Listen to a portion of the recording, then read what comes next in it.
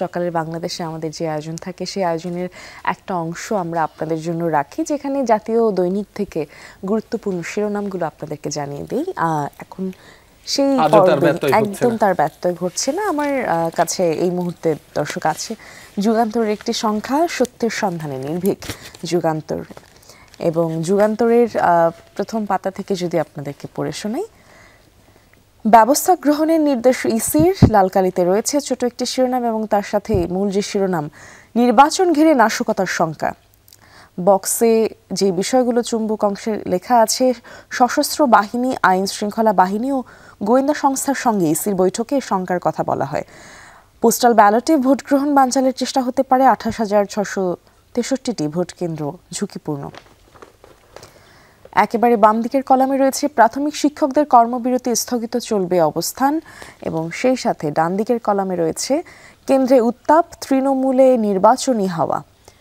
বক্সে রয়েছে দেশে এখন নির্বাচনী আবহাওয়া বিরাজ করছে, এমনটা বলেছেন খন্দকার মোশাররফ, এবং সেই সাথে আছে হামিদুর রহমান আজাদের একটি উক্তি। তিনি বলেছেন, এতদিন জামায়াত নির্বাচনী মাঠে ছিল, এখন বিএনপিও নেমেছে।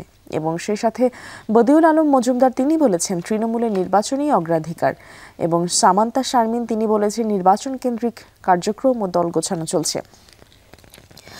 একান্ত সাক্ষাৎকারে আসাদুল হাবিব দুলু তিনি বলেছেন, তিস্তা আজ মরা খাল, ফ্যাসিস্টের নতজানু নীতিতেই, এটি পেয়েছে শিরোনাম হিসেবে। এবং সেই সাথে রয়েছে ঢাকা 10-এর ভোটার হওয়ার আবেদন, শিগগিরই পদত্যাগের সিদ্ধান্ত জানাবেন আসিফ। নির্বাচনের প্রভাবে 2 ঝুঁকি শনাক্ত, রাজনৈতিক সংকটে ক্ষতিগ্রস্ত অর্থনীতি। বাংলাদেশ ব্যাংকের প্রতিবেদন নিয়ে এখানে আরও যে বিষয়গুলো বলা আছে, নানা শঙ্কায় ইতিমধ্যে অর্থনীতিতে মন্থর অবস্থা, এবং সংকট বাড়লে বাড়তি জিডিপির প্রবৃদ্ধি অর্জন বাধাগ্রস্ত হবে। সুন্দরবনের নৌকা উল্টে প্রবাসী নারী পর্যটক নিখোঁজ, তার নাম রিয়ানা আজাদ। রিয়ানা আজাদের একটি ছবিও এখানে দেয়া আছে।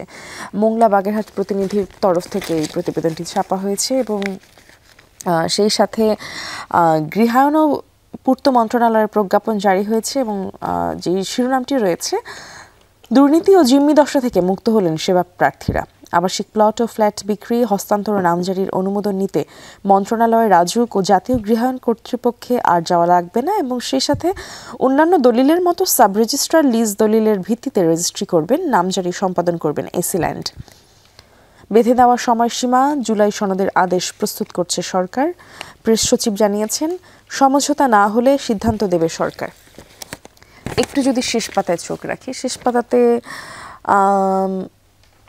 আইন শৃঙ্খলা সংক্রান্ত উপদেষ্টা পরিষদ কমিটির সভা থেকে বলা হয়েছে, ঝটিকা মিছিলকারীদের জামিন ঠেকাতে তৎপর সরকার, এবং এটি আমরা দেখছি এখানে শিরোনাম হিসেবে। ব্যানার তৈরি হচ্ছে 6 জেলা থেকে, দাম 3 গুণ। তারই ঠিক পাশের কলামে রয়েছে বিএমএলএস এর রিট নিয়ে একটি শিরোনাম, চট্টগ্রাম বন্দরের বর্ধিত ট্যারিফ 1 মাস স্থগিত। গণভোট ও সনদ ঘাড়ে চাপিয়ে দেওয়া হচ্ছে, মির্জা ফখরুলের এমনটাই দাবি, সেই শিরোনামটিও দেখতে পাচ্ছি। সম্মিলিত ইসলামী ব্যাংকের নামে সম্মতিপত্র ইস্যু, 5 ব্যাংক একীভূতকরণ নিয়ে শিরোনামটি রয়েছে।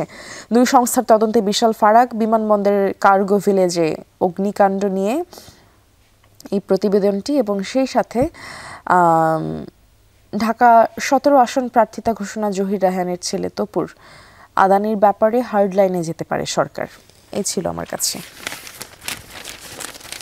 আমার হাতে সমকালের একটি সংখ্যা রয়েছে, সেখানে প্রথমেই যে শিরোনামটি করা হয়েছে, নির্বাচনের জন্য যোগ্য এসপি বাছাই করছে পুলিশ। জেলার গুরুত্ব ও পুলিশ কর্মকর্তার যোগ্যতার ভিত্তিতে এ, বি ও সি ক্যাটাগরি করে পুল তৈরি। সরকারি প্রাথমিক বিদ্যালয় সিদ্ধান্ত না হওয়া পর্যন্ত কর্মবিরতি চালানোর ঘোষণা শিক্ষকদের। চোরদের অসুবিধা, মানসিক ভারসাম্যহীন যুবককে পিটিয়ে হত্যা। গৌরীপুরে মনোনয়ন ঘিরে সংঘর্ষ, ঘটনাস্থলে ছাত্রদল নেতার মৃত্যু। 11 জেলায় বিক্ষোভ, হামলা। 13 নভেম্বর ঘিরে সতর্ক পুলিশ, মাঠে থাকছে সেনাবাহিনী। রাজনৈতিক সমঝোতা হলো না, বিভক্তি আরও বাড়ল। গণভোট নিয়েই প্রশ্ন বিএনপির, আন্দোলনে যাচ্ছে জামায়াত। সরকারকে সিদ্ধান্ত নেওয়ার অনুরোধ এনসিপির, আদেশের খসড়া চূড়ান্তের কাজ চলছে। একটু শেষ পাতায় চোখ রাখতে চাই, সেখানেও বেশ কিছু শিরোনাম রয়েছে, সেগুলো দর্শকদের একটু জানিয়ে দিতে চাই। রপ্তানি কমছে, আদেশও নিম্নমুখী। ইইউ এর বাজারে চীন এখন অনেক কম দামে পোশাক বিক্রি করছে। এ সম্পর্কিত একটি বিস্তারিত প্রতিবেদন রয়েছে, দর্শক চাইলে আপনারা পড়ে দেখতে পারেন। পাকিস্তানের সেনাপ্রধান পাচ্ছেন সব সামরিক বাহিনীর কর্তৃত্ব, করা হচ্ছে সংবিধান সংশোধন। রাশিয়া থেকে পণ্য নিয়ে ট্রেন গেল ইরানে। মালয়েশিয়ার উপকূলে 90 অভিবাসী নিয়ে নৌকাডুবি। বাংলাদেশি সহ কয়েকজন উদ্ধার, নিহত 1।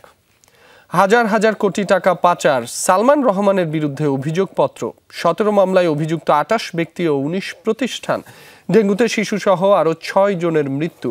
পুলিশের বাধায় থামল মিছিল, থামেনি গান। প্রাথমিকে সঙ্গীত ও শারীরিক শিক্ষার শিক্ষক নিয়োগ বাতিলের সিদ্ধান্তের প্রতিবাদ।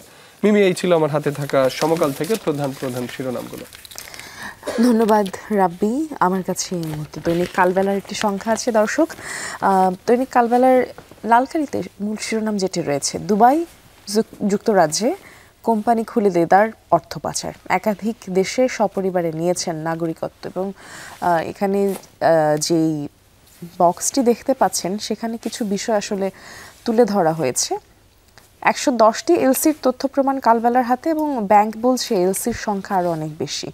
একই ব্যক্তি দুবাইয়ে বিক্রেতা, দেশে আবার ক্রেতা তিনি। এবং বশির পরিবারের একাধিক সদস্যের রয়েছে বিভিন্ন দেশের নাগরিকত্ব। ক্ষমতার অপব্যবহার করে গৃহিণী স্ত্রীকে বানান ব্যাংকের পরিচালক। ভারতের পণ্য দুবাইয়ে কিনে শ্রীলঙ্কা থেকে দেখানো হয়েছে আমদানি। তার ঠিক পাশে রয়েছে নির্বাচনের আগে বিএনপির বহিষ্কৃতরা দলে ফিরছেন এবং সেই সাথে রয়েছে নিবিড় পরিচর্যায় উদ্বেগের কারণ ফাঙ্গাল সুপারবাগ। দীর্ঘ সময় হাসপাতালে ব্যবহৃত বিভিন্ন যন্ত্রপাতিতে টিকে থাকা, দ্রুত ছড়িয়ে পড়া এবং উচ্চমাত্রার অসুস্থতা মৃত্যুর ক্ষমতা সম্পন্ন হওয়ায় ক্যান্ডিডা অরিসকে হাসপাতাল সম্পর্কিত সুপারবাগ ঘোষণা করা হয়। এবং সেই সাথে মির্জা ফখরুলের একটি উক্তি, যেমনটা আমরা আগের পত্রিকাগুলোতেও দেখেছি, গণভোট সনদ আমাদের ঘাড়ে চাপানো হচ্ছে। ঢাকায় স্বতন্ত্র নির্বাচন করবেন আসিফ, পদত্যাগ সরকারের সিদ্ধান্তে। এবং সেই সাথে রয়েছে প্রাথমিকে কর্মবিরতি স্থগিত, চলবে অবস্থান কর্মসূচি। আরও রয়েছে সরকারি কর্মচারীদের নতুন বেতনের সিদ্ধান্ত নেবে নতুন সরকার। স্বরাষ্ট্র উপদেষ্টা জানিয়েছেন সেনাবাহিনীকে সরিয়ে নেওয়ার বিষয়টি গুজব। এই ছিল আমার কাছে রাব্বি। আমার কাছে আজকের পত্রিকার একটি সংখ্যা রয়েছে, সেখানে লালকালিতে বোল্ড করে প্রথমেই যে শিরোনামটি করা হয়েছে, রাজনীতির মাঠে উত্তাপ, দলগুলোর টানাপোড়েন, ভোটের সব প্রস্তুতি নভেম্বরেই শেষ করবে কমিশন। ডিসেম্বরের প্রথমার্ধেই তফসিল ঘোষিত হতে পারে, কেনাকাটাও প্রায় শেষ। নতুন পে কমিশনের চূড়ান্ত সিদ্ধান্ত নেবে আগামী সরকার। ব্রিফিংয়ে অর্থ উপদেষ্টা। কর্মবিরতি স্থগিত, অবস্থান চলবে শিক্ষকদের 3 দফা। নন এমপিও শিক্ষকদের লাঠি পেটা, এমপিও ভুক্তির দাবি। নবজাতকের নিবিড় পরিচর্যা কেন্দ্রে প্রাণঘাতী ছত্রাক, ICCDDRBর গবেষণা। 11 বাহিনীর 67 সন্ত্রাসী গ্রেফতার। চট্টগ্রাম বন্দরে বাড়তি মাশুল আদায় স্থগিত। সালমান সহ 28 জনের বিরুদ্ধে অভিযোগপত্র। 10.5 কোটি টাকা আত্মসাৎ, সাইফুল আলম সহ 67 জনের নামে দুদকের মামলা। মালয়েশিয়ার পথে নৌযাত্রা, বাংলাদেশি ও রোহিঙ্গা নিখোঁজ, রোহিঙ্গার মরদেহ উদ্ধার। মিমি, এই ছিল আমার হাতে থাকা আজকের পত্রিকা থেকে।